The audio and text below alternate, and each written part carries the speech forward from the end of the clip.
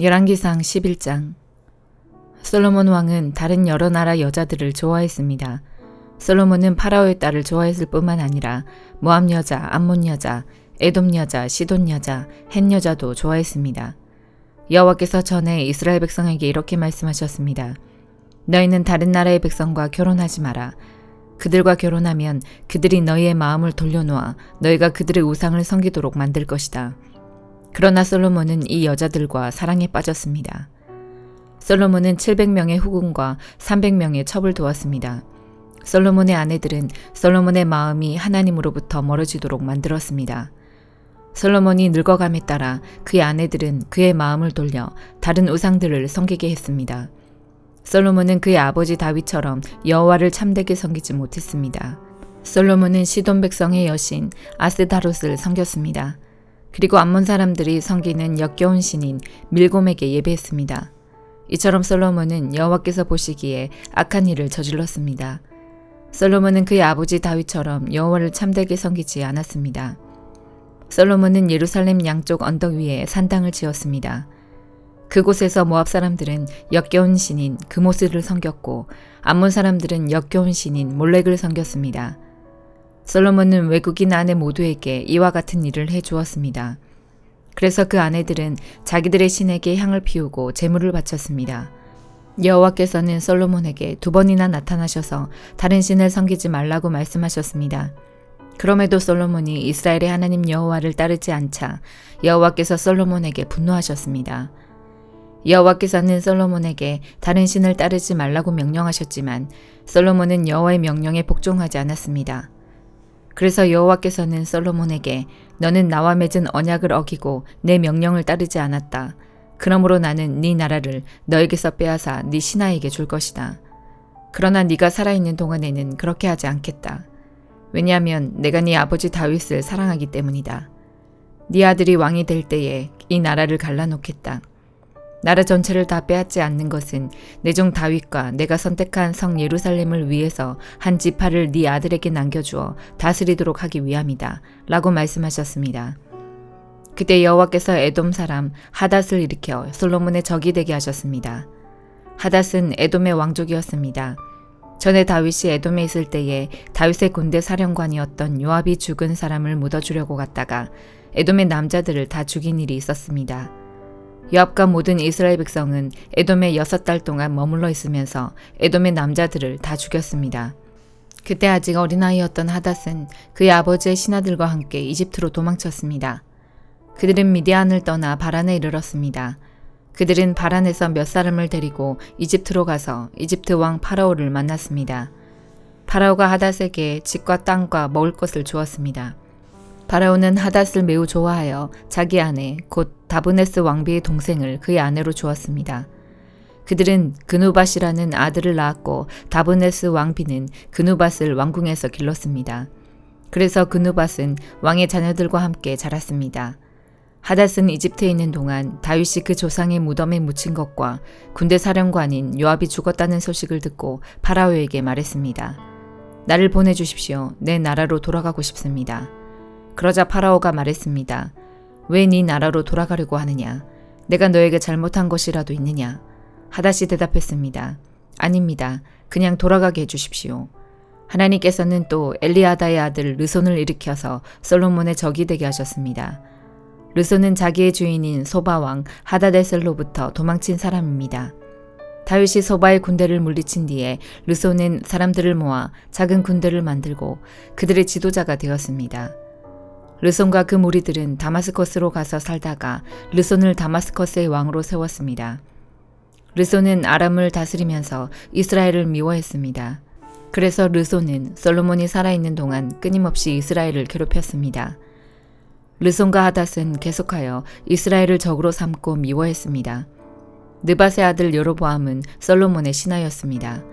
여로보암은 에브라임 사람으로서 스레다 마을 출신이었고 그의 어머니는 스루아라는 과부였습니다. 여로보암은 솔로몬 왕에게 반역했습니다. 여로보암이 솔로몬 왕을 반역하게 된 까닭은 이러합니다. 솔로몬 왕이 밀로를 건축하고 자기 아버지의 성인 다윗성의 성벽을 고치고 있었습니다. 여로보암은 유능한 사람이었는데 솔로몬은 이 젊은이가 일을 잘한다는 것을 알고 그에게 에브라임과 므낫세 지파, 즉 요셉 가문의 모든 일꾼들을 감독하는 일을 맡겼습니다. 어느 날 여로보암이 예루살렘을 떠나 다른 곳으로 가는 길에 실로 사람 예언자 아히야를 만났습니다. 아히야는 새 옷을 입고 있었습니다. 들에는 그 두 사람만 있었습니다. 아히야는 입고 있던 새 옷을 찢어 12조각으로 나누었습니다. 아히야가 여로보암에게 말했습니다. 10조각은 당신이 가지시오. 이스라엘 하나님 여호와께서 말씀하셨소. 내가 솔로몬에게서 그 나라를 빼앗겠다. 그래서 10지파는 여로보암에게 주겠다. 그러나 한 지파는 내 종 다윗과 내가 선택한 예루살렘 성을 위해서 솔로몬에게 남겨줄 것이다. 내가 이렇게 하는 까닭은 솔로몬이 나를 버렸기 때문이다. 솔로몬은 시돈 사람의 신 아스다롯과 모압 사람의 신 그모스와 암몬 사람의 신 밀곰을 섬기고 있다. 솔로몬은 내 말을 듣지 않았고 내가 보기에 옳은 일도 하지 않았다. 내 율법과 계명을 지키지도 않았다. 그는 그의 아버지 다윗을 본받아 살지 않고 있다.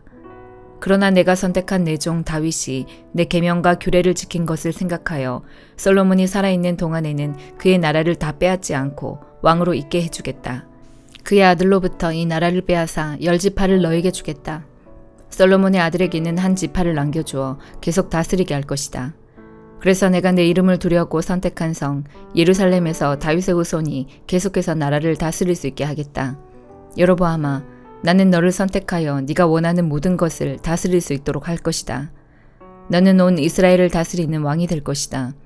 내가 보기에 옳은 일을 하기만 하면 나는 너와 함께 하겠다. 너는 내 명령을 지켜라. 다윗처럼 내 율법과 계명을 지키면 너와 함께 해주겠다. 다윗에게 해준 것처럼 네 집안을 왕의 집안에서 끊이지 않게 하겠다. 이스라엘을 너에게 주겠다. 솔로몬의 죄 때문에 다윗의 후손들에게 벌을 주겠지만 그 벌이 영원히 계속되지는 않을 것이다. 솔로몬이 여로보암을 죽이려 하자 여로보암은 이집트로 도망쳤습니다. 여로보암은 이집트 왕 시삭에게 도망가서 솔로몬이 죽을 때까지 이집트에 머물러 있었습니다. 솔로몬이 한 다른 모든 일과 그의 지혜에 관한 것은 솔로몬의 역사책에 적혀 있습니다. 솔로몬은 예루살렘에서 40년 동안 온 이스라엘을 다스렸습니다. 솔로몬은 죽어서 그의 아버지 다윗의 성에 묻혔습니다. 그의 아들 르호보암이 뒤를 이어 왕이 되었습니다. 빌립보서 2장. 그리스도를 믿는 것이 여러분에게 힘이 되고 있습니까? 그리스도의 사랑으로 위로를 받고 있습니까? 성령 안에서 서로 교제하며 친절과 동정을 베풀고 있습니까? 그렇다면 서로 한 마음으로 사랑을 나누고 한 뜻으로 하나가 되십시오. 무슨 일을 할 때 이기적이거나 교만한 마음을 갖지 말고 겸손한 마음으로 나보다 다른 사람을 더 존중해 주십시오. 자기 생활을 열심히 하면서 다른 사람이 하는 일에도 관심을 가져 내 마음에 기쁨이 넘치게 해주십시오. 예수님처럼 생각하고 행동합시다. 그분은 하나님과 똑같이 높은 분이셨지만 결코 높은 자리에 있기를 원하지 않으셨습니다. 오히려 높은 자리를 버리시고 낮은 곳으로 임하셨습니다. 사람의 모습으로 이 땅에 오시고 종과 같이 겸손한 모습을 취하셨습니다. 이 땅에 계신 동안 스스로 낮은 자가 되시며 하나님께 순종하셨습니다. 예수님은 목숨을 버려 십자가에 달려 돌아가시기까지 하나님의 말씀을 따랐습니다. 그러므로 하나님은 예수님을 최고로 높은 자리에 올리시고 모든 이름 위에 뛰어난 이름이 되게 하셨습니다. 하늘과 땅 위, 땅 아래에 있는 모든 만물이 예수 그리스도 앞에 무릎을 꿇고 예수 그리스도는 주님이심을 선포하며 하나님 아버지께 영광을 돌릴 것입니다. 사랑하는 형제 여러분, 항상 순종하는 마음을 가지십시오. 여러분과 함께 있는 동안 여러분은 하나님께 순종하는 태도를 잘 보여주었습니다. 내가 곁에 없을 때 그렇게 하는 것이 더 아름답고 귀한 일입니다. 하나님이 주신 구원을 이루기 위해 열심히 노력하며 두려움과 떨림으로 늘 힘쓰기 바랍니다. 하나님께서는 여러분 안에서 하나님이 기뻐하시는 일을 할 수 있도록 돕고 계십니다. 또한 하나님은 할 수 있는 힘과 능력을 여러분에게 공급해 주실 것입니다. 무슨 일을 하든지 불평하거나 다투지 마십시오. 그렇게 하면 어느 누구도 여러분을 잘못했다고 비난할 수 없을 것이며 여러분 역시 깨끗한 마음을 가질 수 있을 것입니다. 하지만 이 세상에는 비뚤어지고 악한 성향을 가진 사람들이 많이 살고 있습니다. 여러분은 어두운 세상에서 밝은 빛을 발하는 흠없는 하나님의 자녀들이 되십시오. 세상 사람들에게 생명의 말씀을 전하십시오. 그리하면 그리스도께서 다시 오시는 날에 내 수고가 헛되지 않고 열심히 달려온 내 삶이 승리로 가득하여 기뻐하고 또 기뻐할 것입니다. 여러분의 삶을 믿음과 봉사의 제물로 하나님께 바칠 때 내 피를 그 위에 쏟아 부으라고 할지라도 나는 여러분과 함께 기뻐하고 즐거워할 것입니다. 여러분도 나와 같이 기뻐하고 즐거워하게 되기를 원합니다. 우리 주님의 뜻 안에서 가까운 시일 안에 디모데를 여러분에게 보내려고 합니다. 여러분에 관한 소식을 듣게 되면 내 마음이 위로받을 것 같습니다. 디모데만큼 여러분에 대해 걱정하고 마음 쓰는 사람도 없을 것입니다. 다른 사람들은 모두 자기 일에만 정신이 팔려 있어서 예수 그리스도의 일에는 관심이 없습니다. 여러분도 디모데의 인품에 대해서는 이미 알고 있을 것입니다. 그는 나와 함께 하나님의 복음을 전할 때 마치 아들이 아버지를 섬기듯이 나를 도와주었습니다. 앞으로 나와 관련되는 일이 결정되는 대로 그를 여러분에게 보내겠습니다. 그리고 가까운 시일 안에 내가 여러분을 만날 수 있도록 주님께서 도와주실 것이라고 확신합니다. 에바브로디도 역시 주님 안에서 내 형제와도 같은 사람입니다. 그리스도의 군사로서 지금까지 나와 함께 일하며 수고해 왔습니다. 내가 가장 필요로 하는 순간에 여러분은 그를 내게 보내주었습니다. 이제 나는 여러분에게 그를 돌려보내려고 합니다. 그는 여러분 모두를 너무나 그리워하고 있으며 자기가 아팠다는 소식이 여러분에게 전해졌음을 알고 도리어 걱정하고 있습니다. 사실 그는 병이 나서 거의 죽을 지경까지 갔으나 하나님께서 그의 아픔을 돌아보셔서 더 이상 내게 슬픔이 없도록 도와주셨습니다. 그러므로 서둘러 그를 여러분에게 보냅니다. 여러분이 그를 다시 보게 되면 기뻐하게 될 것이며 나 역시 여러분을 향한 근심을 덜게 될 것입니다.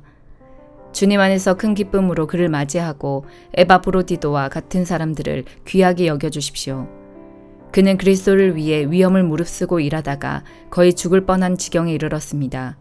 멀리 있는 여러분을 대신하여 나를 도운 사람이므로 감사함과 존경하는 마음으로 맞이해 주십시오. 에스겔 41장. 두 사람이 나를 데리고 바깥 성소로 가서 그 벽을 재니 두께가 양쪽 모두 3미터였다. 입구의 너비는 5미터였고 입구 양쪽 벽의 두께는 각각 2.5미터였다. 그가 바깥 성소를 재니 길이가 20미터, 너비가 10미터였다. 그 후에 그 사람이 안쪽 성소로 들어가 입구의 벽을 재니 그 두께가 1미터였다. 입구의 너비는 3미터였고 양쪽에 돌출된 벽 두께는 3.5미터가량 되었다. 그 사람이 안쪽 성소 끝에 있는 방을 재니 길이와 너비가 모두 10미터였다. 그 사람이 내게 말하기를 이 방이 가장 거룩한 곳인 지성소이다 라고 하였다. 그 후에 그 사람이 성전 벽을 재었는데 두께가 3미터였다. 성전의 3면 벽을 따라 나 있는 겹방들은 너비가 1.5m가량이었다. 그 겹방들은 방 위에 방이 있어서 3층을 이루고 있었고 층마다 방이 30개씩 있었다. 겹방들은 벽의 힘으로 지탱된 것이 아니라 벽에서 나온 선반의 힘으로 지탱되었다. 성전 둘레의 겹방들의 구조를 살펴보면 위층으로 올라갈수록 넓어졌다. 그리고 아래층에서 가운데층을 거쳐 꼭대기층으로 올라가는 계단이 있었다. 내가 보니 성전 둘레의 지대가 다른 곳보다 3미터 더 높았는데 그것은 겹방들의 기초를 닦아 그렇게 된 것이다. 겹방의 바깥벽 두께는 2.5미터였다. 성전 겹방들과 제사장의 방들 사이에는 넓은 공터가 있었는데 그 너비는 10미터였고 성전을 돌아가며 나 있었다.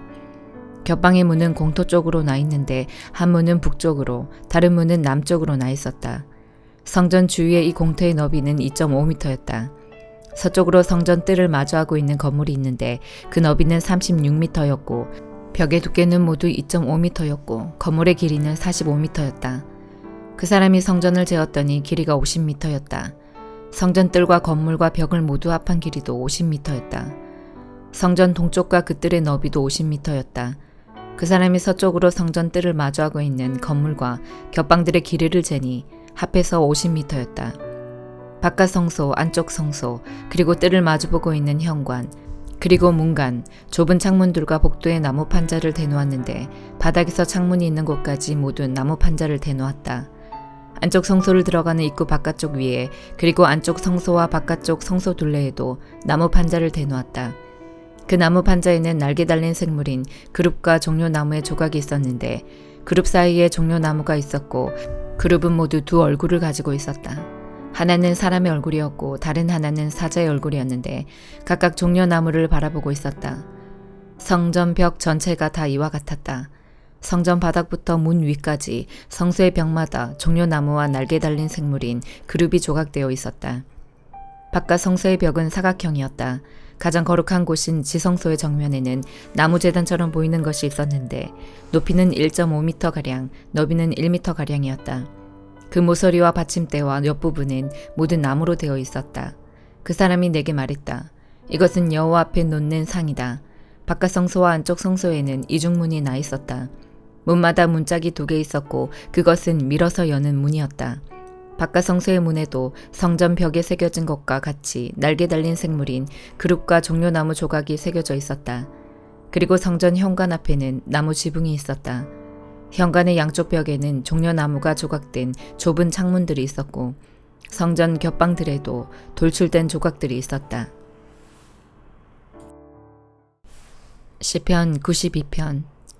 가장 높으신 분이여 여호와를 찬양하는 것은 즐거운 일입니다. 주의 이름을 노래하는 것은 행복한 일입니다. 이른 아침에 주의 사랑을 선포하고 밤에는 주의 신실하심을 노래합니다. 십현금과 비파와 수금의 가락에 맞추어 주를 찬양합니다. 여호와여 주가 하신 일들을 듣고 기뻐합니다. 주께서 하신 일들을 보며 내가 기뻐 노래합니다. 여호와여 주가 하신 일은 참으로 위대합니다. 주의 생각은 너무나 깊습니다. 미련한 자들이 그것을 알지 못하고 어리석은 자들이 이해하지 못합니다.